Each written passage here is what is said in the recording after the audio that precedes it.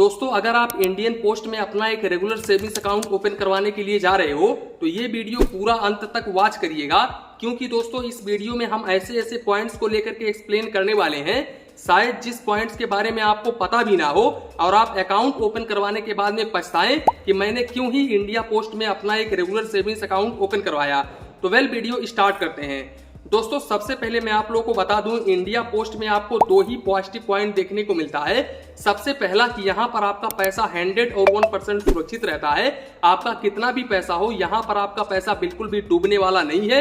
जैसे आरबीआई सीधे कांटेक्ट करता है गवर्नमेंट से, वैसे सीधे यहाँ पर जो इंडिया पोस्ट है वो सीधे सीधे सेंट्रल गवर्नमेंट को रिपोर्ट करता है। तो यहाँ पर भाई आपका पैसा डूबने का सवाल ही नहीं पैदा होता है। दूसरी बात, यहां पर इंडिया पोस्ट में आपको 4% पर एनम का rate of interest savings account के ऊपर देखने को मिल जाता है। इसके अलावा इंडिया पोस्ट में जितने भी गवर्नमेंट स्कीम्स होते हैं वो स्कीम्स आपको देखने को मिलता है। तो यहां पर भाई यही आपको पॉजिटिव पॉइंट देखने को मिलता है, बाकी सब निगेटिव ही निगेटिव है। अब आप बोलोगे कैसे? दूसरी बात यहां पर मैं आप लोगों को बता दूं, इंडिया पोस्ट में भाई साहब आपको चार्जेस जो होता है ना वो थोड़ा सा कम देना पड़ता है और बैंकों के मुकाबले। बैंक में आपको काफी हाई लेवल पर चार्जेस देना पड़ता है, जबकि इंडिया पोस्ट में आपको काफी कम चार्जेस देना पड़ता है। अब यहां पर मैं आप लोगों को बता दूं, अब आप बोल रहे होंगे कि कैसे आप बोल रहे हैं कि नेगेटिव पॉइंट है। तो देखो भाई, इंडिया पोस्ट में आप कोई भी काम करवाने के लिए जाते हो ना, तो सबसे पहले भाई साहब इनके जो कर्मचारी हैं, आप सिर्फ मोबाइल नंबर चेंज करवाने के लिए जाते हो इंडिया पोस्ट में ना, तो इनके जो कर्मचारी हैं वो 4-4 घंटे 5-5 घंटे लगा देते हैं आपका मोबाइल नंबर चेंज करने में, और बोलते हैं बैठो अभी सर्वर इशू है, ये इशू है, वो इशू है, और आपका काम जल्दी नहीं करते हैं और ना ही तो आपसे ढंग से बात करते हैं। दोस्तों ये इंडिया पोस्ट की सच्चाई है, रियलिटी है। मैं मानता हूं कि हर इंडिया पोस्ट पर ऐसा नहीं होता होगा, लेकिन लगभग 80% इंडिया पोस्ट पर ऐसा ही होता है कस्टमर्स के साथ में। और जब आप जाते हो यहां पर अकाउंट ओपन करवाने के लिए ना, तो यहाँ पर भाई साहब सबसे पहले तो 500 रुपए आपसे डिपॉजिट करवाया जाता है अकाउंट ओपन करने के लिए। दूसरी बात, यहाँ पर आपसे बिना पूछे आपका इंश्योरेंस कर दिया जाता है, और इंश्योरेंस कितने का होता है मैं आपको बता दूं। अगर आपका इंडिया पोस्ट में सेविंग्स अकाउंट होगा तो आपको पता होगा कि मेरा इतना रुपीस कटता है।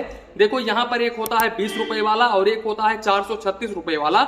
ज्यादातर करके इंडिया पोस्ट में 436 रुपए वाला ही इंश्योरेंस ये लोग करते हैं, और यहाँ पर without customer permission regular savings accounts के ऊपर ये लोग इंश्योरेंस कर देते हैं। तो ये पहला नेगेटिव पॉइंट हो गया। दूसरी बात मैं आप लोगों को बता दूं, अगर मैं इनके मोबाइल बैंकिंग एप्लीकेशंस के बारे में बात करूं तो भाई साहब यहाँ पर मैंने लिख करके रखी हुई है। यहाँ पर इनके मोबाइल बैंकिंग एप्लीकेशंस के ऊपर 3.6 का रेटिंग है और 12K का रिव्यू है। इसी के साथ साथ 2.1 MB का ये एप्लीकेशंस है।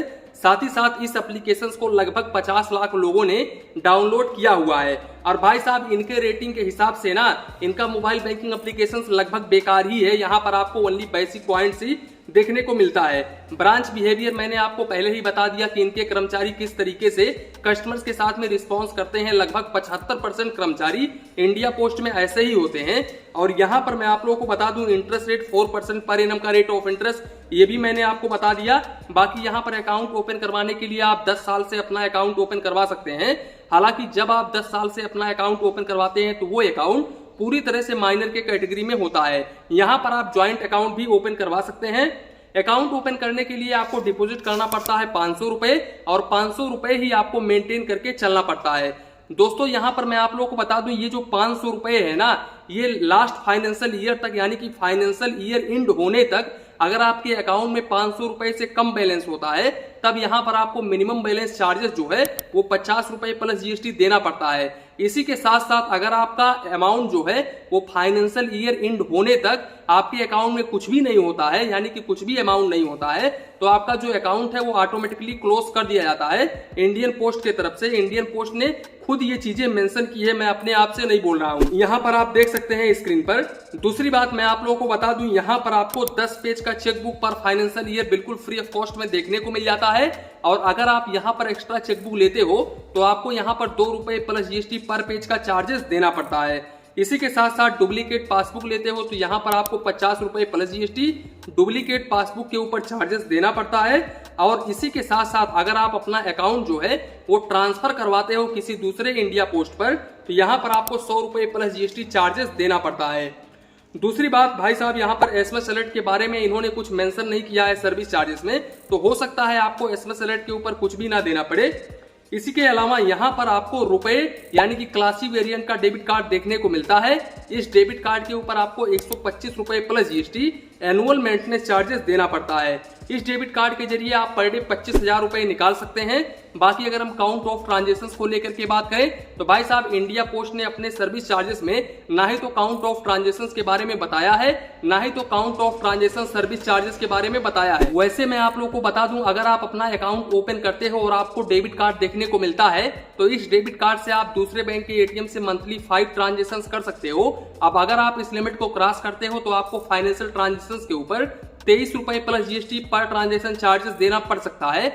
वहीं पर अगर आप यहां पर नॉन फाइनेंशियल ट्रांजेक्शंस करते हो तो यहां पर भाई साहब आपको 8 रुपए से लेकर के 10 रुपए तक का चार्जेस देना पड़ता है, प्लस जीएसटी पड़ सकता है। यहां पर मैं कंफर्म नहीं हूं। अब जैसा कि मैंने आप लोगों को बताया कि इंश्योरेंस आपको 20 रुपए वाला भी लेना पड़ सकता है, इसके अलावा 436 रुपए वाला भी लेना पड़ सकता है। कभी कभी मैंने ऐसा भी देखा है किसी कस्टमर्स को कि यहाँ पर भाई उनका 2 भी इंश्योरेंस कट रहा है, यानी कि 20 रुपए वाला भी कट रहा है और 436 रुपए वाला भी कट रहा है। तो ये काफी गलत बात है। यहाँ पर इस तरीके से इनके कर्मचारियों को नहीं करना चाहिए कि विदाउट कस्टमर परमिशन उनका इंश्योरेंस कर दें, तो ये थोड़ा सा डिसएडवांटेज हो जाता है। बाकी इंडिया पोस्ट की मैं आप लोगों को बता दूं, आईएफएससी कोड सेम होता है। यहाँ पर भाई साहब आप कहीं पर भी अपना सेविंग्स अकाउंट ओपन करवाएं, आईएफएससी कोड लगभग सेम होता है। आप स्क्रीन पर देख पा रहे होंगे, मैं आपको आईएफएससी कोड शो कर देता हूं। बाकी यहाँ पर ट्रांजेक्शंस को लेकर के बात करें तो यहाँ पर भाई 50,000 रुपए तक का आप मंथली ट्रांजेक्शंस कर सकते हैं। अब इन्होंने ये क्लियर नहीं किया है कि ये 50,000 रुपए का ट्रांजेक्शंस मंथली कर सकते हैं या फिर पर डे कर सकते हैं। वैसे मैं ये अपने एक्सपीरियंस के हिसाब से बता रहा हूं कि आप 50,000 रुपए तक का ट्रांजेक्शंस मंथली कर सकते हैं, इसके ऊपर मैं कंफर्म नहीं हूं। दूसरी बात भाई ये भी इन्होंने क्लियर नहीं किया है कि ये 50,000 रुपए का जो ट्रांजेक्शंस है ये मैं ब्रांच के जरिए कर सकता हूं या फिर ऑनलाइन कर सकता हूं। इसी के साथ साथ यहाँ पर एनईएफटी आरटीजीएस ऑनलाइन बिल्कुल फ्री ऑफ कॉस्ट होता है। आप जितना मर्जी चाहे उतना करो, यहाँ पर आपको कोई भी चार्जेस नहीं देना पड़ेगा। तो दोस्तों कुल मिलाकर के यही था इंडिया पोस्ट का रेगुलर सेविंग्स अकाउंट। अब यहाँ पर एक सवाल होगा, एक आपके माइंड में सवाल चल रहा होगा कि क्या मुझे इंडिया पोस्ट में अपना एक रेगुलर सेविंग्स अकाउंट ओपन करवाना चाहिए या फिर नहीं ओपन करवाना चाहिए। तो देखो भाई, यहाँ पर अगर आपको मोबाइल बैंकिंग से कुछ लेना देना नहीं है और आपको ब्रांच में ज्यादा विजिट नहीं करना है, ब्रांच में आपको ज्यादा जाना नहीं है, तो भाई ये अकाउंट आपके लिए बेहतर हो सकता है। इसी के साथ साथ यहाँ पर आप कोशिश करें, जब भी आप अकाउंट ओपन करने के लिए जाते हैं तो अगर आपको इंश्योरेंस नहीं चाहिए तो आप कोशिश करें कि मुझे इंश्योरेंस बिल्कुल भी ना मिले इस अकाउंट्स के ऊपर। पहले ही आप कर्मचारियों को बोल दें, अगर वो बोलते हैं कि नहीं विदाउट इंश्योरेंस आपका अकाउंट ओपन नहीं होगा तो आप बिल्कुल भी अपना अकाउंट ओपन ना करवाएं। वैसे मैं आप लोगों को बता दूं, इस इंश्योरेंस के बारे में काफी सारे लोगों को पता नहीं होगा और काफी सारे लोग इस इंश्योरेंस का लाभ भी नहीं उठा पाते हैं। वैसे मैं आप लोगों को बता दूं, इस इंश्योरेंस के ऊपर आपको काफी अच्छा खासा लाभ देखने को मिलता है। मैं जल्द ही इसके ऊपर एक वीडियो लेकर के आऊंगा जिसमें मैं आपको बताऊंगा कि इस इंश्योरेंस को लेने से